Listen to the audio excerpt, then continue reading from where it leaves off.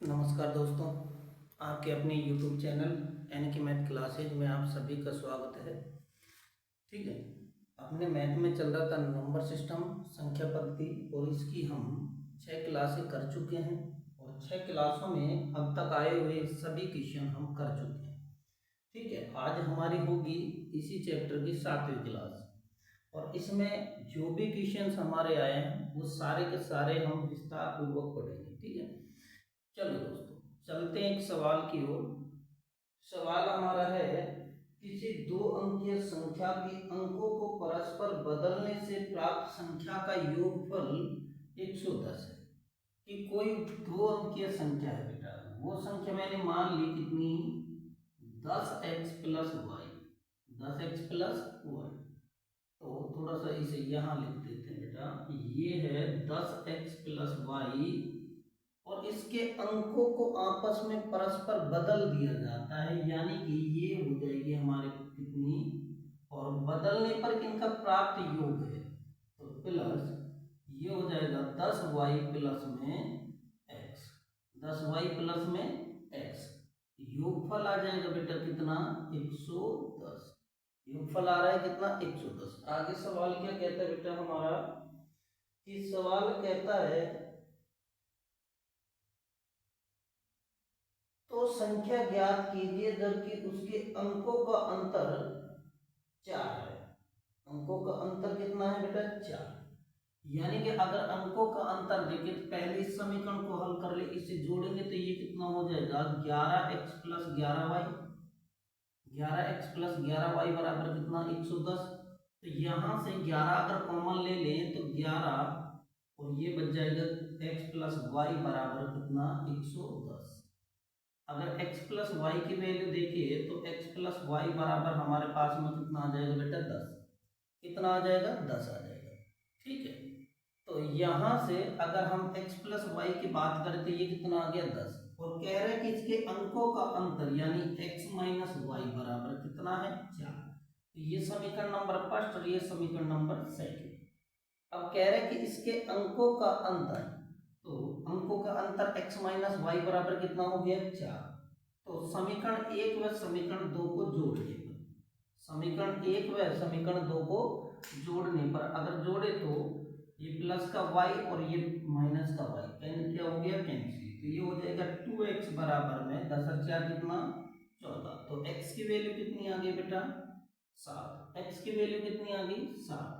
अगर यहाँ कहीं भी आप समीकरण 1 या 2 में अगर x की वैल्यू फाइंड आउट कर देते हैं, x की वैल्यू फाइंड आउट कर देते हैं तो हमारे पास में आ जाएगी y की वैल्यू।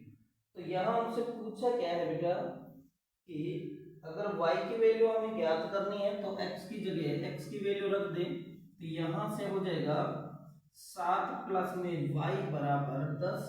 ये 7 उधर की साइड जाएगा तो y कितना हो जाएगा बेटा, 10 माइनस 7, 10 माइनस 7 बराबर कितना, 3। अब संख्या पूछिए बेटा, तो देखो पहली संख्या x की वैल्यू कितनी है, 3 और y की वैल्यू कितनी है, 7।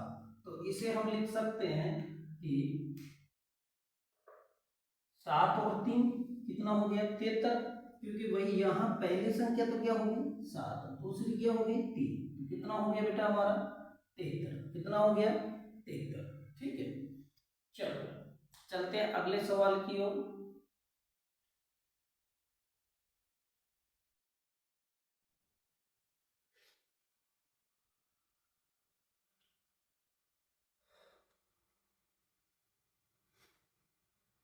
चलो बात करते हैं अगले सवाल की। तो अगला सवाल हमारा क्या कह रहा है बेटा, ये कह रहा है यदि दो संख्याओं में से बड़ी संख्या के 3 गुने को छोटी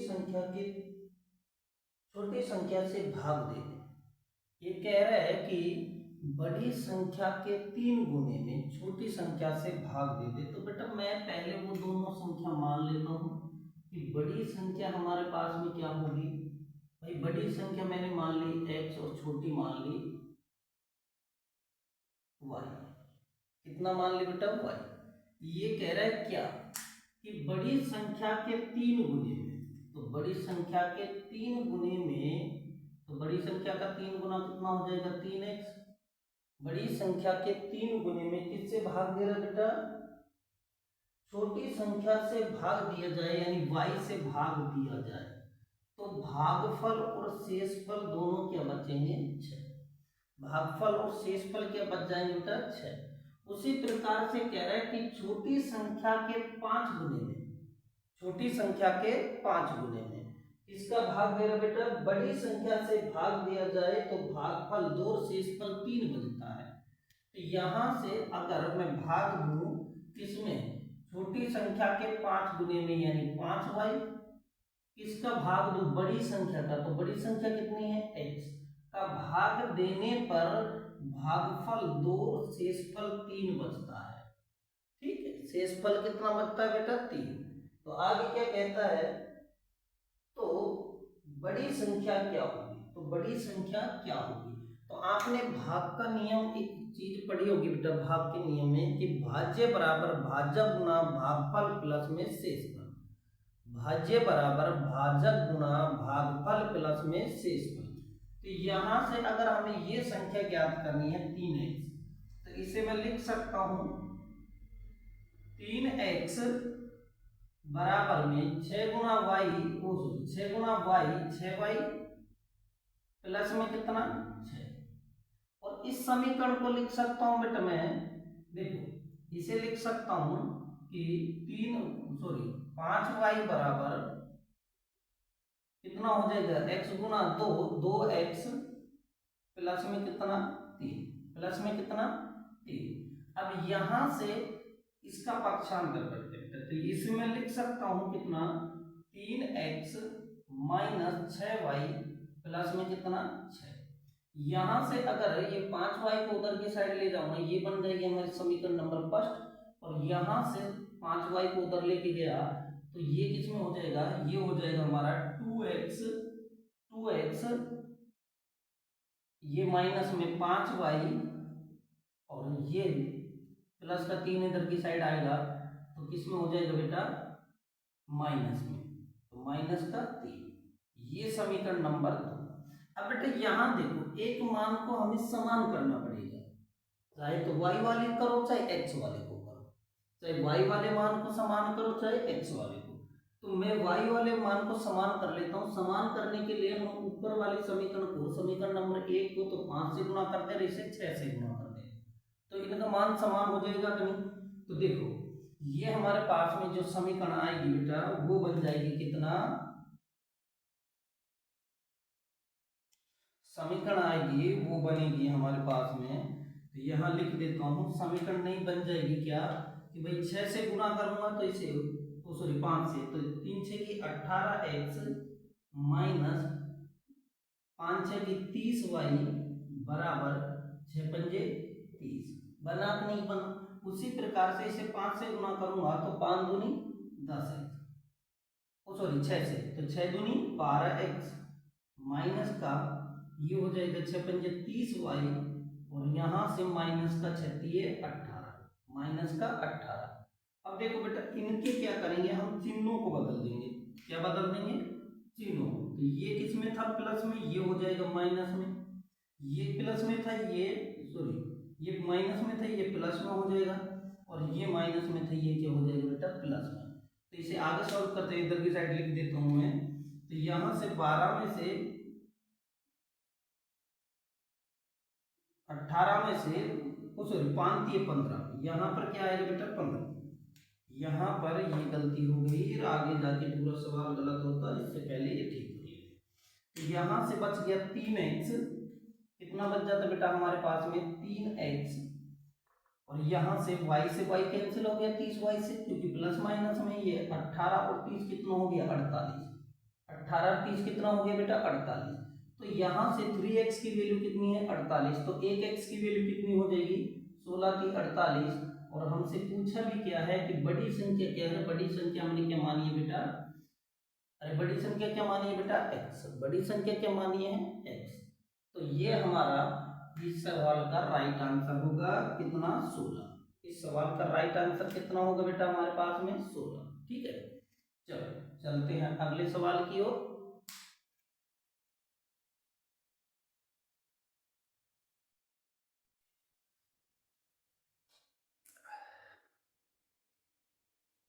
देखो अगला सवाल की बात हम करें तो ये कह रहा है किसी संख्या व उसके व्यस्तक्रम का योग। कोई संख्या है, अब संख्या हमने मान ली बेटा x, तो संख्या हमारे पास में क्या है बेटा x। ठीक है, अब बेटा कोई संख्या दी नहीं गई है तो हमें माननी पड़ेगी, मैंने तो संख्या में मान ली x। ठीक है, ये कह रहा है कि इस संख्या और इसके व्यस्तक्रम का योग, तो ये संख्या और इसके व्यस्तक्रम का योग यानी कि x प्लस 1/x।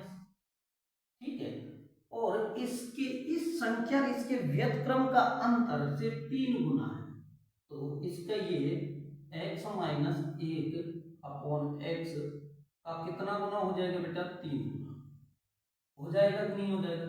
यहां से एलसीएम लेंगे और यहां से एलसीएम लेंगे तो ये x हो जाएगा, x से कम x स्क्वायर प्लस में कितना आ जाएगा बेटा 1, तो यहां से फिर से एलसीएम लेंगे, x आ जाएगा, x स्क्वायर माइनस कितना हो जाएगा बेटा 1, बीच में बराबर का चिन्ह और गुणा में 3, तो ये वैल्यू हमारे पास में हो जाएगी x स्क्वायर प्लस 1/x बराबर ये 3 गुना x, 3x square minus 3/x upon में x। इस x से इस x की कट जाएगा, भी बराबर में है कट जाएगा। अब यहां से हमारे पास में क्या बचा बेटा, यहां से अगर इनका पक्षांतर करें तो हमारे पास में बचता है x स्क्वायर प्लस 1 बराबर 3x स्क्वायर माइनस 3। अब x वाली एक साइड बिगर x वाली एक साइड, तो यहां से ये 3 इधर की साइड आएगा या फिर इसको इधर की साइड लेके जाएंगे तो ये किस में हो जाएगा माइनस में, तो यहाँ बच जाएगा 2x स्क्वायर बराबर में कितना बच जाएगा 4। 2x स्क्वायर की वैल्यू कितनी बच गई 4। तो अगर हम बात करें यहाँ से तो x की वैल्यू कितनी हो जाएगी, तो x स्क्वायर की वैल्यू हो जाएगी बेटा 2 से काटेंगे कितनी बार कट गया 2 बार, कितनी बार कट गया x स्क्वायर बराबर कितना हो गया बेटा 2। अगर हमें x की वैल्यू फाइंड आउट करनी है तो यहाँ से स्क्वायर हटाने के लिए इसका क्या कर देंगे बेटा रूट, तो √2, x बराबर क्या है √2, तो यहाँ से संख्या हमने क्या मानी थी बेटा x, और x की वैल्यू क्या है x √2, x की वैल्यू क्या है बेटा x बराबर √2, x की वैल्यू क्या है √2। चलते हैं अगले सवाल की ओर।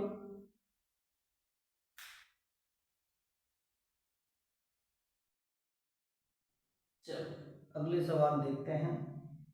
सवाल कह रहा है हमारा, यदि किसी संख्या में 2 सही 1/2 जोड़ दिया जाए, यदि कोई संख्या में 2 सही 1/2 जोड़ दिया जाए तो मान लीजिएगा कि वह संख्या क्या है बेटा x, क्या है बेटा x, क्या मान लिया हमने x, और इसमें कितना 2 सही 1/2 जोड़ दिया जाए तो 2 सही 1/2 को मैं लिख सकता हूँ 5/2, लिख सकता हूँ कि नहीं लिख सकता बेटा, अरे लिख सकता हूँ ना।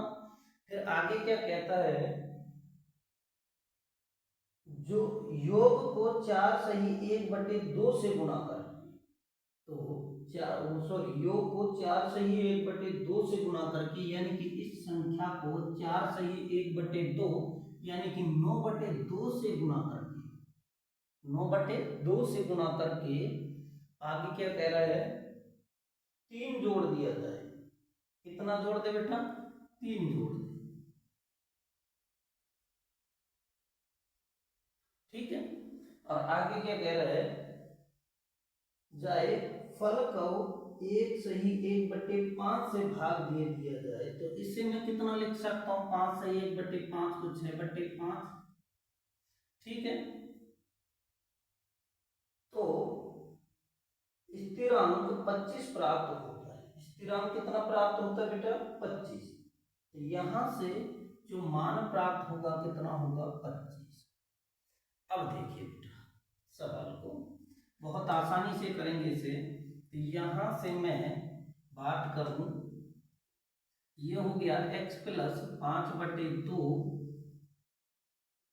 ठीक है, गुणा में 9/2 प्लस में 3, ठीक है, और ये जो 5/6 का भाग दे रहे इधर की साइड ले जाएंगे तो बेटे ये 5 से कट जाएगा, ये 5 ऊपर चला जाएगा 6 नीचे आ जाएगा, तो 50 25 और 6 ओ 25 6 की 30 ओ सॉरी पचाम 25, 5 बार कटा 6 पंजे 30, तो यहाँ से इसकी वैल्यू कितनी आ जाएगी बेटा 30, वैल्यू कितनी आ जाएगी 30। और फिर देखो आगे भाई इसे ज्यादा लेंथी करने से क्या फायदा, इस 3 का पक्षांतर करके उधर की साइड ले जाएंगे तो 30 में से 3 चला जाएगा तो कितना बच जाएगा बेटा 27, कितना बच जाएगा 27। और 27 में भी 9/2 को अगर मैं यहाँ गुणा में वहां जाएगा तो भाग के रूप में 9 रह जाएगा नीचे और 2 ऊपर चला जाएगा, 9 के 27 और 3 दूनी कितना बच जाएगा बेटा 6। तो इसे मैं सीधा सीधा लिख सकता हूँ, 3 को लेंगे ना उधर तो इसे लिख सकता हूँ x + 5/2 बराबर 27 गुणा में 2 भागा 9, 9 तिये 27, यानी कि यहाँ x + 5/2 बराबर कितना बच जाता है बेटा 6। x की वैल्यू फाइंड आउट करनी है तो यहाँ 5/2 को उधर की साइड ले जाएंगे तो यहाँ प्लस का वहां जाके माइनस का 5/2 और घटाएंगे 6 दूनी 12 -5 करेंगे तो x बराबर कितना बच जाएगा बेटा 7/2, 7/2। और इसे आगे सोल्व करते हैं, 3 दूनी 6 बच गया 1/2। ये हमारा क्या रहेगा बेटा राइट आंसर, ये क्या रहेगा बेटा राइट आंसर। ठीक है, चलो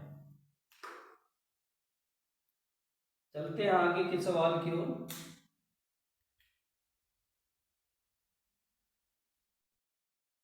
देखो दोस्तों बहुत छोटा सा सवाल है, ठीक है।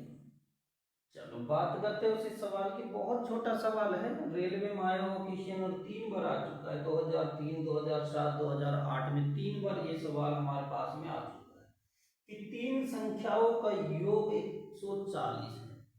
भाई कितनी संख्या है, 3 संख्या है, कौन कौन सी है, मैंने मान ली फर्स्ट, सेकंड और ये थर्ड, ये 3 संख्या है बेटा। और इनका योग अगर इनको जोड़े तो जोड़ने पर कितना आता है 140, जोड़ने पर कितना आएगा बेटा 140। अब यहां से देखो आगे की कंडीशन क्या है सवाल की कि पहली संख्या दूसरी की 2 गुनी, पहली संख्या दूसरी की 2 गुनी तथा तीसरी की 4 गुनी है, यानी पहली संख्या दूसरी की तो 2 गुनी लेकिन तीसरी की 4 गुनी है। कौन सी वाली की, इस तीसरी वाली की ये 4 गुना है जबकि दूसरी वाली से 2 गुना है। अगर पहले वाली सॉरी तीसरे वाली 1 होगी तो इसकी 4 गुनी ये कितनी हो जाएगी 4, तो इसकी 2 गुनी यानी कि ये 2 की 2 गुनी है कि नहीं भाई, ये 2 होगी तो ये 4, 2 दूनी 4, 2 गुनी हो जाएगी। तीसरी वाली की तो 4 गुनी, तीसरी वाली की कितनी 4 गुनी है, दूसरी वाली की कितनी है बेटा 2 गुनी, और इन सभी का योग बन जाता है बेटा कितना 140, कितना बनता है बेटा 140। तो यहां से अगर योग देखें तो वास्तव में 4 2 6 कितना 7, तो 7 यूनिट बराबर कितना हो जाएगा बेटा 140, 7 यूनिट बराबर कितना हो जाएगा 140।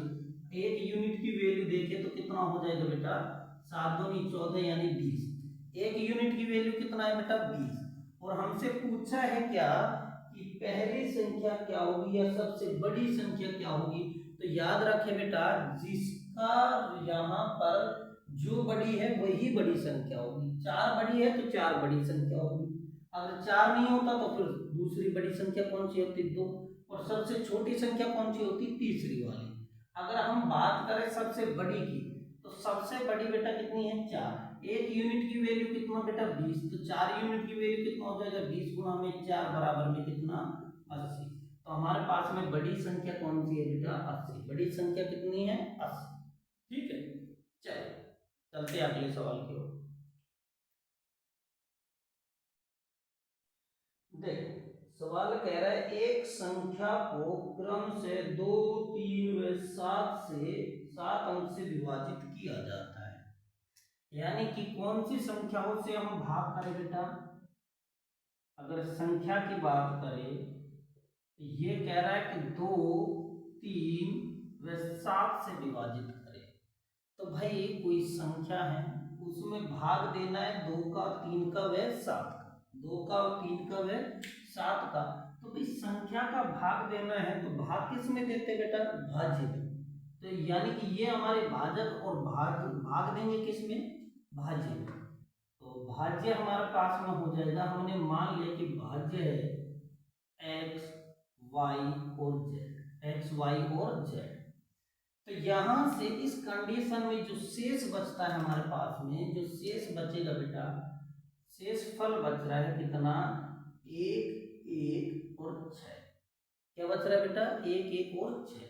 ये कह रहे हैं क्या कि यदि उसी संख्या में 42 से भाग करें तो भाग देने पर शेष क्या बचे। भाई कंडीशन यह है कि किसी संख्या में 2 3 7 से भाग दें तो शेष फल एक एक 6 शेष बनता है।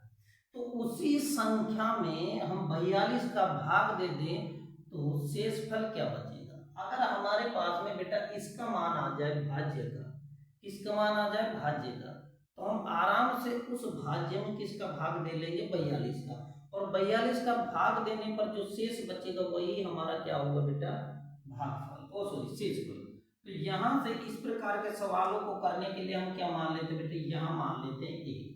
तो यहाँ वो फॉर्मूला लगाओ आप भाज्य ज्ञात करने का, भाज्य बराबर भागफल इंटू, ओ सॉरी भाज्य बराबर भागफल इंटू भाजक प्लस में शेषफल, या फिर आप बोल सकते हो भाजक गुना भागफल प्लस में शेषफल। तो यहाँ से हमारा भाजक कितना है 7, भागफल कितना है 1 और शेषफल कितना है 6। तो यहाँ से हमारे किसके पास किसकी वैल्यू आएगी, x की वैल्यू। तो x बराबर हम कह सकते हैं 7 गुना में 1 प्लस में 6 बराबर 7 6 13। अगर हम बात करें तो x की वैल्यू यहाँ आ गई, अगर x की वैल्यू में यहाँ फाइंड आउट कर दूं 13 तो y की वैल्यू हम निकाल सकते हैं। तो y बराबर हमारे पास में हो जाएगा 3 गुना में 13 प्लस में कितना 1, 3 गुना 13 प्लस में 1। तो यहाँ 13 3 39 और 1 40। अब हमारे पास में वैल्यू किसकी आ गई बेटा, y की, तो y की जगह हम कितना रखेंगे 40। अगर यहाँ से z की वैल्यू निकालनी है तो 40 2 गुना 40 प्लस में 1, 2 गुना 40 प्लस में 1 बराबर 40 दूना 80 रे कितना हो गया बेटा 81। यानी कि यहाँ पर जो संख्या होगी वो कितनी होगी बेटा 81। और कह रहा है कि उस संख्या में किसका भाग दे दे बेटा 42 का। तो अब संख्या हमारे पास में आ चुकी है बेटा, संख्या हमारे पास में आ चुकी है कितनी 81, और 81 में भाग देना है हमें कितने का 42 का। तो शेष क्या बचेगा, तो 81 भागा 42 करेंगे तो 42 से कम 42 और शेष कितना बच जाएगा 39। शेष कितना बच जाएगा बेटा 39। ठीक है, तो इस सवाल का राइट आंसर हमारे पास में होगा 39। ठीक है बेटा, आई होप कि सबके समझ में आ रहा होगा। तो थोड़ा सा वीडियो को लाइक शेयर सब्सक्राइब जरूर कर दिया करो। आप वीडियो देख के बस सीधा छोड़ देते हो बेटा, हम भी मेहनत कर रहे हैं। ठीक है, तो आप थोड़ा सा इतना सा तो हम लोगों के लिए कर ही सकते हो। चलो चलते अगले सवाल की।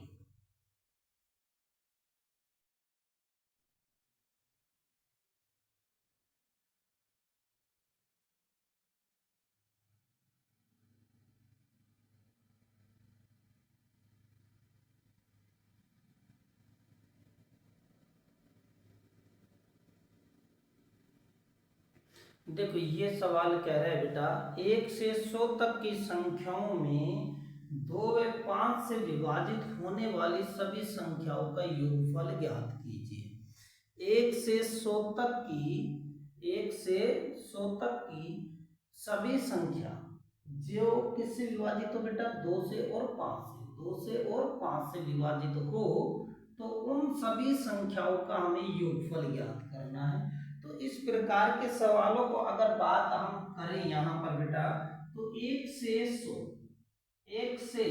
100 तक की संख्याओं में देखो अगर 2 से विभाजित होने वाली संख्याओं का हम मालूम करें तो वही 2 का भाग दे देंगे इसमें 100 में तो कितना होगा 50। यानी कि 1 से 100 तक की संख्याओं में 2 से विभाजित होने वाली संख्या कितनी होगी 50। उसी प्रकार अगर 5 से विभाजित होने की बात करें तो अगर 5 का भाग में 100 में दूं तो 20 पंजे 100, यानी 20 संख्या होंगी जो किससे विभाजित होंगी 5 से।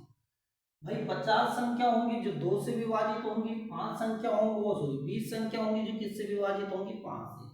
तो कह रहा है कि इन संख्याओं का योग अब बेटा वैसे तो हम ज्ञात नहीं कर सकते वो संख्या कौन कौन सी, और ज्ञात भी हो जाएगा तो बेटा बहुत लंबा प्रोसेस हो जाएगा, तो इसे बहुत आसानी से करते हैं। तो देखो कैसे करेंगे, तो यहां से कह रहे क्या कि भाई पहले अगर 2 से भाग करने वाली या 2 से विभाजित होने वाली संख्याओं का योग ज्ञात कर ले, फिर 5 से विभाजित होने की कर ले, और दोनों को जोड़ दे तो सभी का योग आ जाएगा कि नहीं। तो कैसे करते हैं, 2 से, तो 2 वाली का अगर ज्ञात करें तो 100 प्लस में प्रथम संख्या या फिर कहें 2 से विभाजित या फिर 2 जिस संख्या से विभाजित होगी बटे में 2 गुणा में कुल संख्या, गुणा में कुल संख्या, तो कुल संख्या कितनी है, 2 से विभाजित होने वाली 50। तो यहां से इसे काटें तो बेटा ये 100 प्लस कितना हो जाएगा, 100 प्लस 2 कितना हो जाएगा 102, तो 102 बटे में 2 गुणा में 50 अगर हम करें तो यहां से ये कट जाएगा 51 बार और ये आ जाएगा 2550। कितना आ जाएगा बेटा 2550। अगर उसी प्रकार 5 से विभाजित होने की बात करें तो ये इसी प्रकार 100 प्लस 5 कितना हो जाएगा 105 बटे में 2 गुणा में कितनी हो जाएंगी बेटा 20, गुणा में कितनी हो जाएंगी 20। तो यहाँ से 2 से भाग दिया 10 बार कटा, 2 भागा 20 करेंगे तो कितना आ जाएगा 10, और 10 गुणा में करेंगे कितना आ जाएगा 105, कितना हो गया 1050। ये कह रहा है कि 2 से विभाजित होने वाली और 5 से विभाजित होने वाली संख्याओं का योग। तो बेटा अगर योग की बात करें 2550 प्लस 1050 करें तो कितना आ जाएगा 2550 प्लस में 1050 को अगर हम जोड़ दें तो कितना आ जाता है 3600, और यही योग होगा कि हमारे 2 से विभाजित होने वाले और 3 से विभाजित होने वाली संख्याओं का योग। 2 से और 3 से विभाजित होने वाली संख्याओं का योग कितना होगा बेटा हमारे पास 3600। कितना होगा बेटा 3600। चलो चलते हैं अगले सवाल की ओर। देखो दोस्तों सवाल हमारा कह रहा है कि एक बटुए, बटुए का मतलब सभी समझते हैं पर्स, एक पर्स में 25 पैसे और 50 पैसे के समान सिक्के रखे हुए हैं, 25 पैसे और 50 पैसे के समान सिक्के रखे हुए हैं और उन सभी का कुल मूल्य 22 रुपये 50 पैसे। उन सभी का कुल मूल्य कितना है बेटा 22 रुपये 50 पैसे। तो यहाँ सिक्कों की संख्या का अगर अनुपात देखें बेटा, सिक्कों की जो संख्या है यानी 25 पैसे और 50 पैसे, ये दोनों समान संख्या में यानी 1 और 1 के, यानी कि अगर मैं मान लूं कि 25 पैसे की सिक्कों की संख्या कितनी है 1, तो 50 पैसे की सिक्कों की संख्या भी कितनी हो जाएगी बेटा 1। अगर देखा जाए तो अगर मैं 1 मान रहा हूं तो 25 पैसे का 1 रुपए का कौन सा हिस्सा है बेटा चौथा हिस्सा, कौन सा है चौथा है। तो इसे मैं 4 से 1/4 लिख सकता हूँ 25 पैसे को, और 50 पैसा 1 रुपए का कौन सा हिस्सा दूसरा हिस्सा, तो इसे मैं लिख सकता हूँ 1/2। और इन दोनों को जोड़ दिया जाए तो कुल रुपए प्राप्त होते हैं कितना 22 रुपये 50 पैसे, यानी 1/4 प्लस में 1/2 रुपए कितना बन जाता है बेटा 22 रुपये और 50 पैसे, 22 रुपये और 50 पैसे। यहां से अगर इन दोनों का योग देखें एलसीएम लेंगे बेटा कितना आ जाएगा 8, सॉरी 4, एलसीएम लेंगे 4, 4 एकम 4, यहां से एलसीएम लेंगे कितना हो जाएगा 2 दूनी 4, 2 एकम 2, बराबर में कितना 22 रुपये 50 पैसे। तो यहाँ से 3/4 बराबर 22 रुपये और 50 पैसे, ये 4 चला जाएगा गुणा में, 3 चला जाएगा भाग में, तो 1 यूनिट की वैल्यू आ जाएगी बेटा 22 रुपये 50 पैसा गुणा 4/3 गुणा में 3, और इसे काटेंगे हम तो काटने पर देखो यहाँ काट लीजिएगा 3 एकम 3, 3 से कट जाएगा शायद ये 3 एकम 3, 3 7 21 और बच गए 1, 3 पंजे 15, 0 का 0, 2 के बाद लगाएंगे पॉइंट 7 के 28, 4 पंजे 20, तो मेरे हिसाब से आ गया 30 रुपए। कितना आ गया बेटा, किसकी वैल्यू बेटा पूछा किसकी है, तो प्रत्येक सिक्कों की, तो प्रत्येक दोनों बराबर है बेटा 1-1 के रेशियो में है, तो 1 बराबर कितना आ गया 30 रुपए। वो सॉरी 30, तो संख्या कितनी है सिक्कों की 30। 1 रुपए के वो सॉरी 25 पैसे के सिक्कों की संख्या कितनी है 30, और 50 पैसे के सिक्कों की संख्या कितनी है बेटा 30। तो दोनों की सिक्कों की संख्या अगर देखें तो कितना आ जाएगा 30। अगर आपसे पूछे कि भाई बटुए के अंदर कुल कितने सिक्के हैं, तो कुल सिक्कों की संख्या हो जाएगी बेटा 60। कुल सिक्कों की संख्या कितनी हो जाएगी 60। अगर पूछे कि भाई 25 पैसों के सिक्कों की संख्या 30, 50 पैसे के सिक्कों की संख्या कितनी होगी 30। तो दोनों कंडीशन में आप किसी भी प्रकार से सवाल पूछे तो आंसर दे दीजिएगा, ठीक है। चलो चलते हैं अगले सवाल।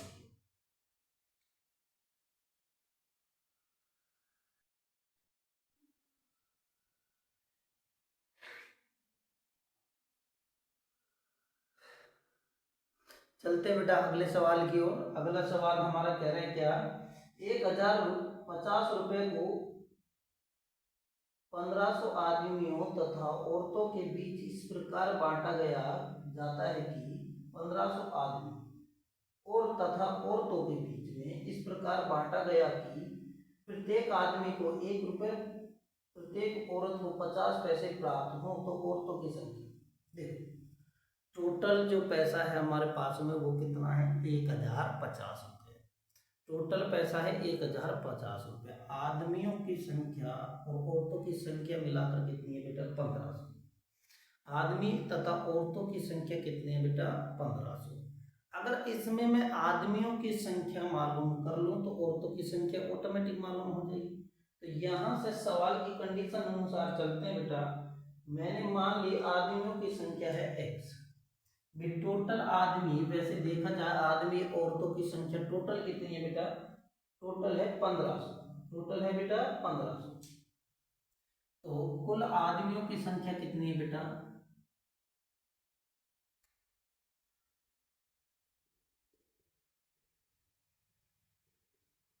कितनी है 1500। इसमें बेटा आदमी और औरत, औरत भी लगा दो, औरत व आदमियों की संख्या कितनी है टोटल 1500। तो मैं यहां से अगर कहूं आदमी और औरत कुल मिलाकर 1500, तो अगर मैं पुरुषों की संख्या क्या मान लूं, पुरुष है हमारे पास में x, पुरुष कितने मान लिए बेटा x, तो औरत कितनी हो जाएगी, औरत हो जाएंगे हमारे पास में 1500 माइनस x, 1500 माइनस x, और यहीं से हमारा सवाल बन जाएगा बेटा। ये कह रहा है क्या कि प्रत्येक आदमी को 1 रुपए और औरत को कितना मिलेगा 50 पैसा। तो आदमी की संख्या हमने मानी है x, तो एक आदमी को 1 रुपए मिल रहा है, तो x आदमियों को कितना मिला होगा, x गुना में 1, यही तो बात है। और स्त्री को मिल रहा है यानी औरत को मिल रहा है 50 पैसे, तो औरतों की संख्या कितनी है 1500 माइनस x, तो एक औरत को मिल रहा है 50 पैसे, तो इतनी औरतों को कितना मिला होगा, तो यहां से मिला होगा 1500 माइनस x, और 50 पैसे को लिख सकता हूं मैं बेटा 1/2, और कुल मिलाकर पैसा कितना है 1050। इस पैसे को हमें डिवाइड करना है। ये हमारा सवाल बन गया, रेडी हो गया, और इसे अब कुछ नहीं करना, इसका ऑपरेशन करना है बेटा, ठीक। तो करते हैं ऑपरेशन। यहां से ये हो जाएगा x गुना 1, कितना हो जाएगा x,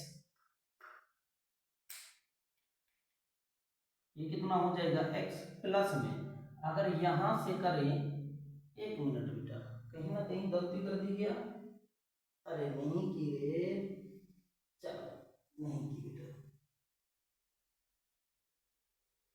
नहीं हुई गलती, कोई दिक्कत नहीं है। तो इसे लिख सकता हूं मैं 1500 माइनस x बटे में 2 बराबर कितना 1050।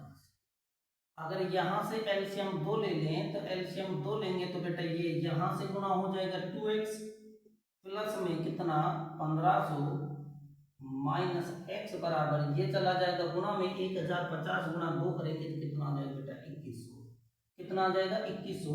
तो 2x में से 1 जाएगा तो कितना बच जाएगा x, और यहां से बेटा ये 1500 उधर जाएगा तो ये 2100 में से 1500 घट जाएगा, क्योंकि यहाँ प्लस का उधर की साइड माइनस का, तो x की वैल्यू कितनी आ जाएगी बेटा 600। तो x की वैल्यू कितनी आ जाएगी 600। और हमसे पूछा क्या है बेटा औरतों की, अगर पुरुष 600 है बेटा, पुरुष कितना है 600, तो स्त्रियों की संख्या कितनी आ जाएगी बेटा, स्त्रियों की संख्या कितनी आ जाएगी, तो टोटल 1500 थे, 1500 माइनस में कितना कर देंगे 600, तो कितना बच जाएगा 900, कितना बच जाएगा बेटा 900। ठीक है, तो औरतों की संख्या हमारे पास में कितना है बेटा 900। और वैसे इस सवाल को आप ऑप्शन से भी कर सकते थे, सीधा सीधा ऑप्शन से भी। वो कैसे बेटा, जैसे अब हमारे पास में स्त्रियों की संख्या कितनी है 900, स्त्रियों की संख्या कितनी है 900।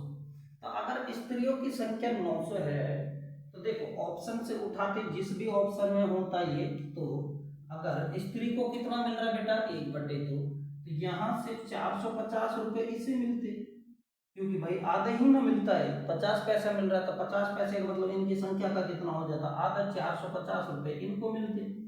और पुरुष को कितना मिल रहा है बेटा 1 रुपये, पुरुष को कितना मिल रहा है 1 रुपये, तो पुरुष अगर 900 स्त्रियां हैं तो पुरुष कितने बच जाते 600, तो एक पुरुष को 1 रुपये, तो 600 को कितना मिला 600, टोटल का योग कर देते कितना आ जाता 1050। तो यहाँ ऑप्शन से भी आप इसे बना सकते थे बेटा, ऑप्शन से भी आप बना सकते थे। ठीक है, जैसा आपका मन करे ऑप्शन से बनाना है ऑप्शन से बनाओ, अगर मेथड से बनाना है तो थोड़ा सा हल्का सा चलना पड़ेगा, लेकिन आपको सीखना तो पड़ेगा। ठीक है, चलो चलते हैं अगले सवाल की ओर। चलो दोस्तों, अगला सवाल हमारा है 4y माइनस 24 से बड़ा है 4 माइनस 4y माइनस कितना है बेटा 24 माइनस 24 से बड़ा है 8। तो यहां से y की सही वैल्यू क्या होगी, या y का सही मान क्या होगा। तो यहां से अगर बेटा देखा जाए तो हम कर सकते हैं इस सवाल को 4y, ये -24 को उधर की साइड ले जाएंगे तो बेटा ये किसमें हो जाएगा प्लस में। तो यहाँ मैं लिख सकता हूँ 8 प्लस में कितना 24, लिख सकता हूँ कि नहीं लिख सकता। यहाँ 4y बराबर 8 और 24 कितना हो गया 32, कितना हो गया बेटा 32।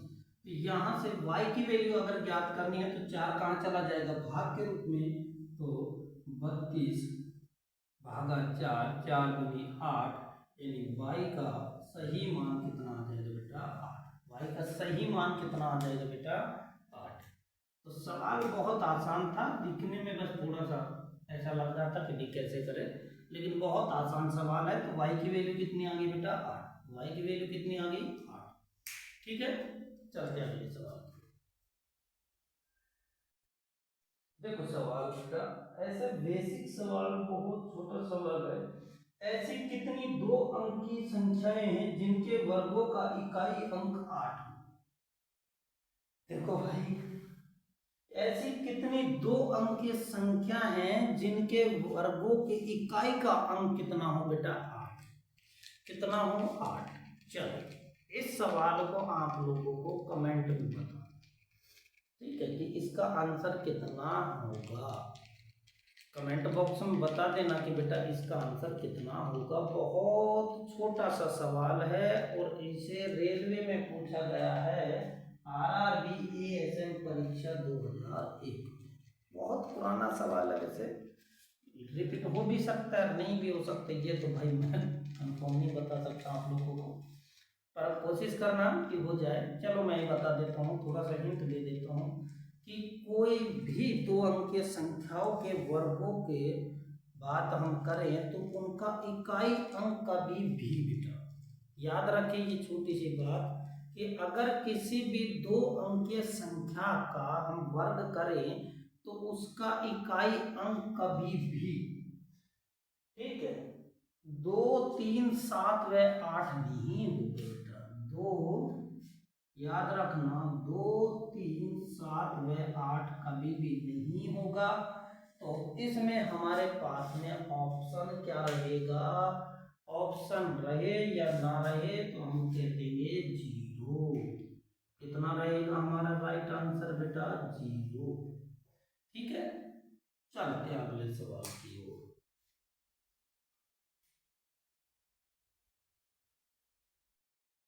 देखो बेटा सवाल कह रहा है कि 739 में कम से कम क्या जोड़ा जाए कि वह संख्या 11 से पूर्णतः विभाजित हो जाए।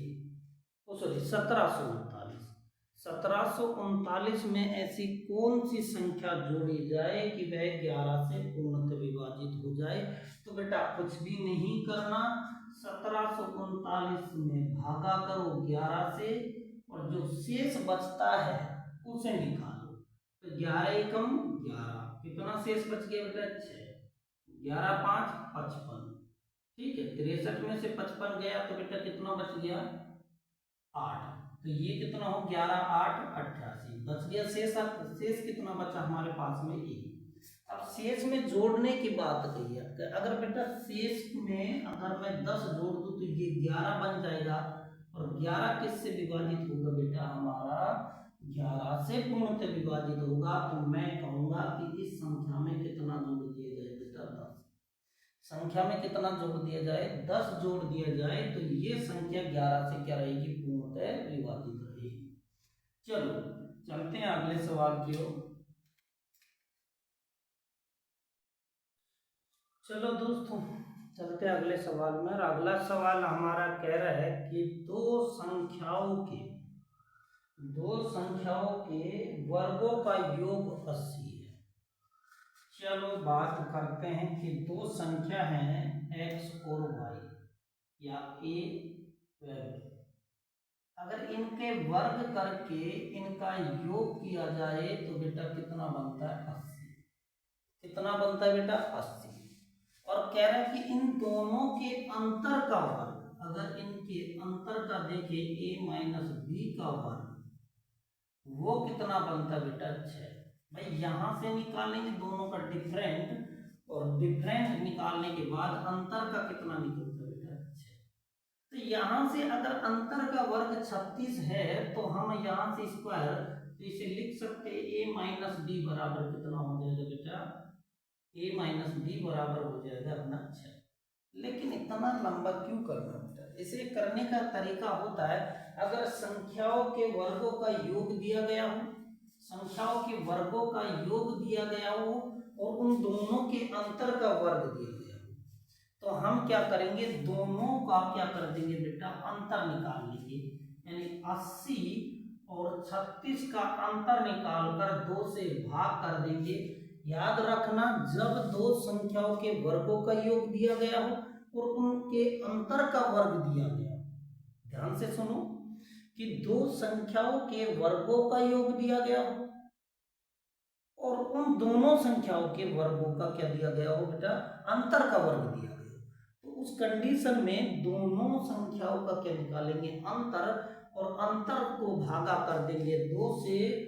तो यहां से कितना आ गया बेटा? 44, और भागा 2 करेंगे। अगर डिवाइड करते हैं तो वही होता है उन संख्याओं का गुणनफल, और उस संख्या का गुणनफल कितना हो जाएगा बेटा? 22।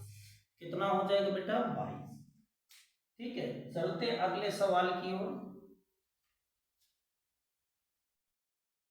देखो दोस्तों, सवाल हमारा क्या कहता है कि b बटे a बराबर 0.25 है, तो 2a माइनस b बटे 2a प्लस b प्लस में 2/9 का मान क्या होगा?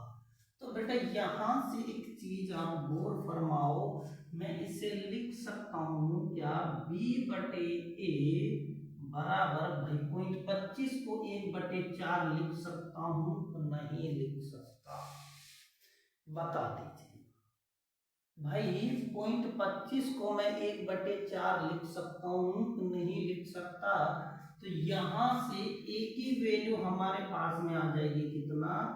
4, और b की वैल्यू कितनी है बेटा? 1, और इसमें a का मान और b का मान फाइंड आउट कर दो और हमारा राइट आंसर आ जाएगा। देखते हैं, मान रखते हैं यहाँ 2 गुना a की वैल्यू कितनी है बेटा? 4 माइनस में 1, क्योंकि b का मान कितना है? 1, बटे में 2 गुना में a का मान कितना है? 4, प्लस में 1, प्लस में 2/9। 4 दूनी 8 माइनस 1 तो कितना हो गया? 7। 4 दूनी 8 माइनस 1 तो कितना हो गया? 7।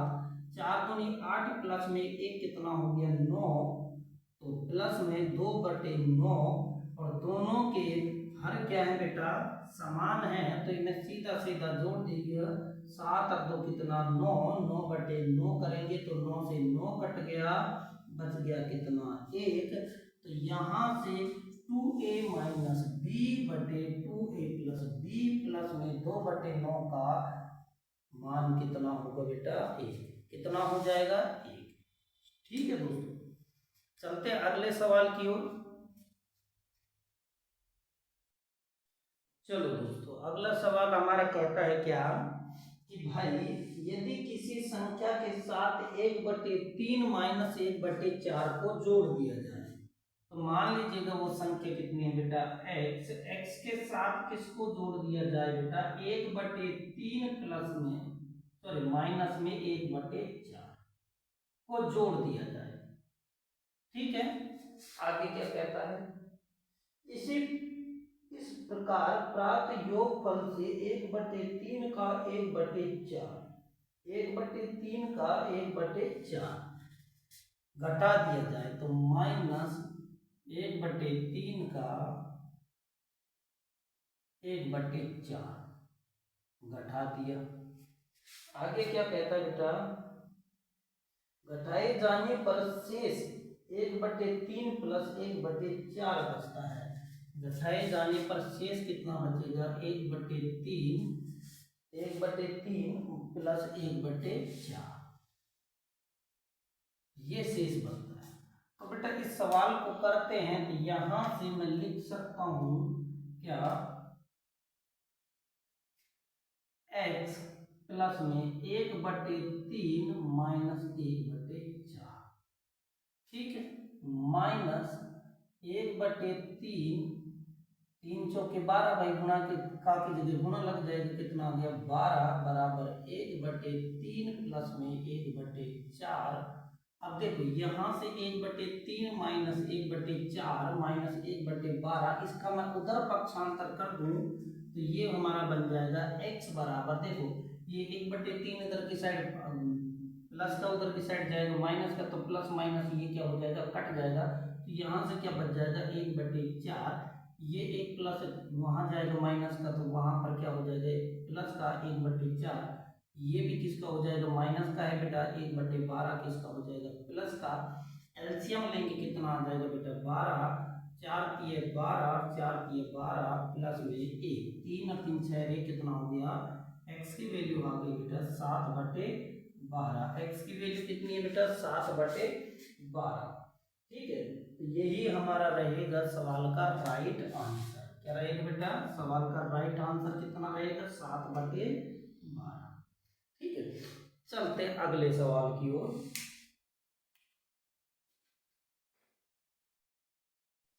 सवाल अगला हमारा है बेटा 5 क्रमागत संख्याओं का औसत 40 है।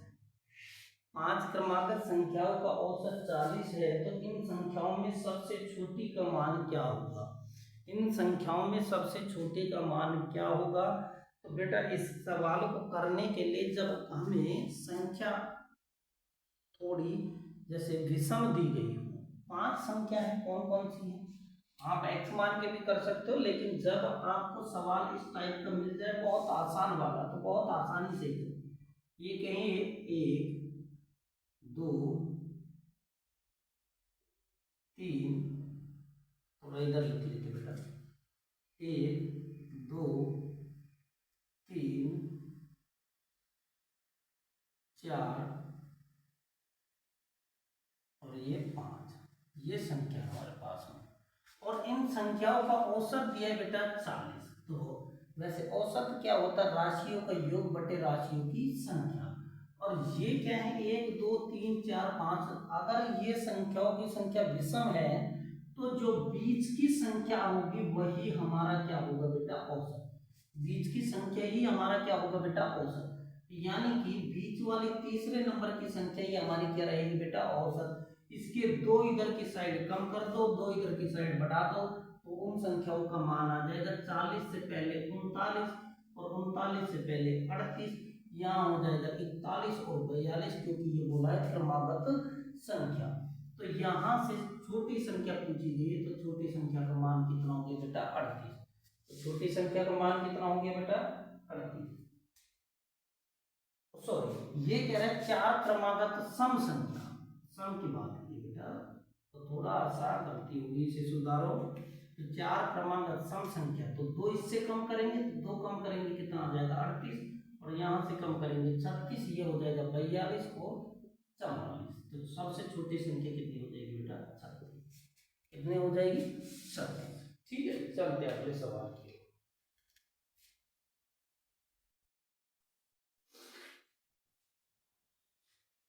अगले सवाल की बात करें तो बेटा 57 कुर्सी तथा मेजों का मूल्य कितना है 6000 रुपये। 57 कुर्सी और मेजों का मूल्य कितना है 6000 रुपये। यदि एक कुर्सी का मूल्य 90 रुपये, एक मेज का मूल्य 120 रुपये है, तो बताइए कुर्सियों की संख्या क्या है बेटा। तो यहां से अगर मैं मेज को मान लू बेटा x, तो 2 चीज हमारे पास मेज और कुर्सी। अगर मेज की संख्या x है तो कुर्सी की कितनी हो जाएगी, टोटल संख्या कितनी मेज और कुर्सी की हमारे पास में 57। तो यहां से कुर्सियां बच जाएंगी 57 माइनस x। एक कुर्सी का मूल्य, एक मेज का मूल्य कितना रुपए दिया हमें बेटा, एक मेज का मूल्य दिया गया है 90। तो x, भाई मेजों की संख्या कितनी है x, तो एक मेज का मूल्य है 90, तो x मेजों का मूल्य हो गया 90x। अगर उसी प्रकार से कुर्सियों को देखें तो भाई एक कुर्सी का मूल्य कितना है 120, तो 57 माइनस x कुर्सी का मूल्य कितना हो जाएगा, 57 माइनस x कुर्सी का मूल्य कितना है 120। और ऐसे करके इन सब का मूल्य है कितना बेटा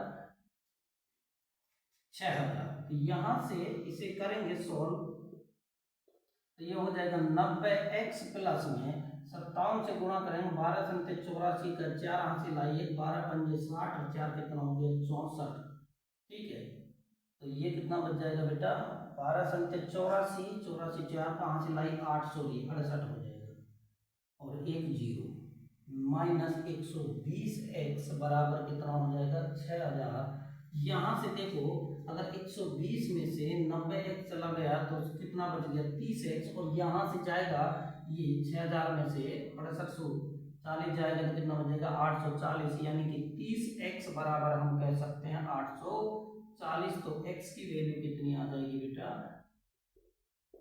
840 भागा 30, जीरो से जीरो किया 18 और 8 दिए 24, यानी 28 दिया 84, 28 दिए 84। तो हमसे पूछा क्या है मेजों की या कुर्सियों की, अरे भाई मेज की पूछी है कि कुर्सी की, कुर्सियों की संख्या क्या होगी। तो यहां से कुर्सियों की संख्या हमें ज्ञात करनी है बेटा,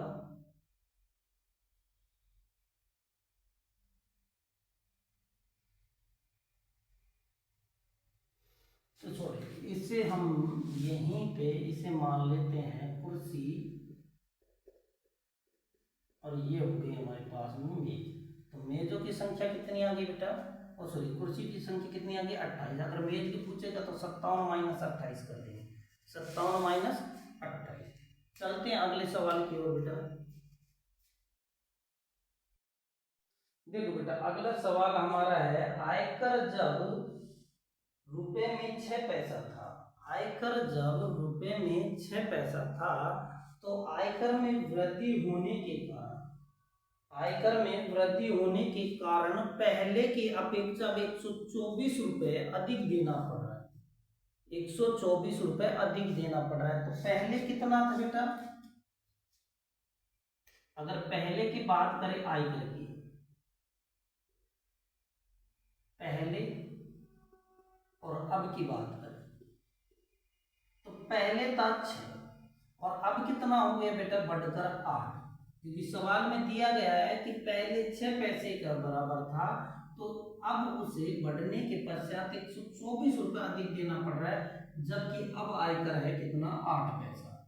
तो हम अगर बात करें यहाँ से कि इन दोनों में कितना अंतर आया, तो इन दोनों का अंतर देखे तो बेटा कितने का आया 2 का, यानी कि अब जो राशि बढ़ रही है वो 2 पैसे के हिसाब से बढ़ रही है, कितना 124। 2 यूनिट की वैल्यू कितनी है 124, तो 1 यूनिट की वैल्यू कितना हो जाएगा बेटा, ये पैसे में है और ये रुपए में है, तो यहाँ से 124 घाता 2 करेंगे और इसे रुपए में बदलने के लिए किससे गुणा करेंगे 100 से, तो 62 दूना 124, तो यहाँ से गुणा करेंगे तो कितना आ जाएगा 6200 रुपये। ये रहेगा हमारा सवाल का सही आंसर। ठीक है बेटा, चलते हैं अगले सवाल की ओर।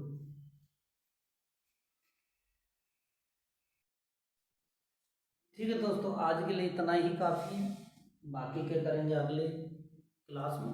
ठीक है, और थोड़ा सा वीडियो को लाइक शेयर सब्सक्राइब जरूर कर दिया करो बेटा। क्लास आप लोगों के लिए क्लास ले रहे हैं तो आप लोग थोड़ा सा हमारे लिए इतना सा कर ही सकते हो। ठीक है, धन्यवाद।